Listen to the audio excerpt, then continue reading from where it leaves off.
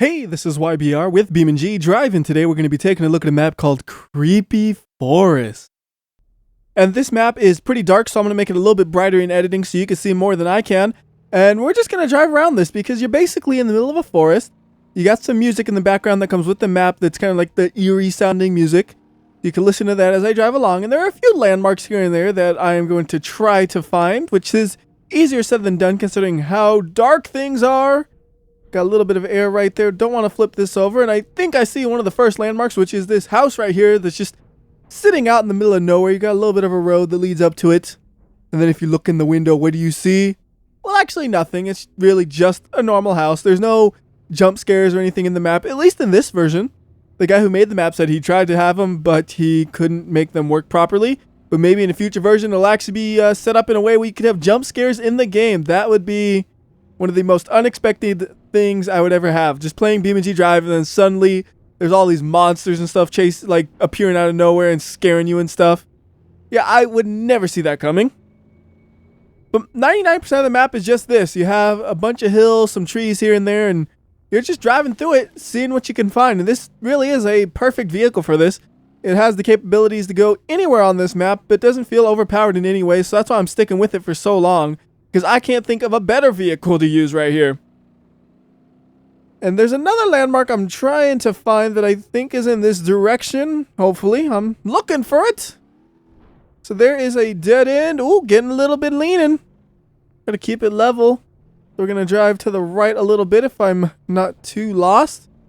The map isn't too big though. From that house to here, that's basically the length of the map. And I believe it's pretty close to a square, if not a square. So that gives you the length and the width.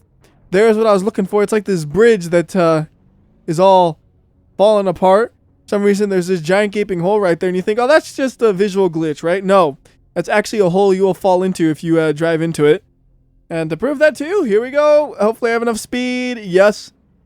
So now we're slightly under the map, and if we bounce, then we go way under the map. Thankfully, we did not bounce, so we're under the map a little bit. No idea what we could do down here, but just the fact you can get down there is worth mentioning. So I bring it back up here. And then if you try to go up that bridge, unfortunately, it's impossible. Why? Well, look at all those trees in the way. You can't drive through this. Look. Boink. Not happening.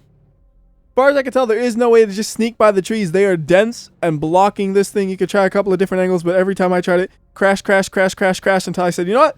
I think we just can't go up there.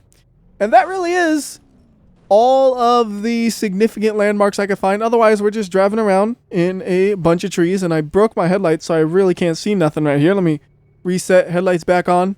High beams on, actually, is what I'm doing 90% of the time, so I could see a little bit more.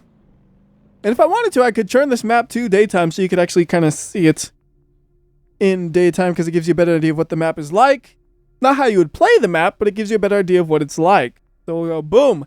Daytime, now the creepy music just sounds lame. It's like, this isn't creepy at all. It's just a forest.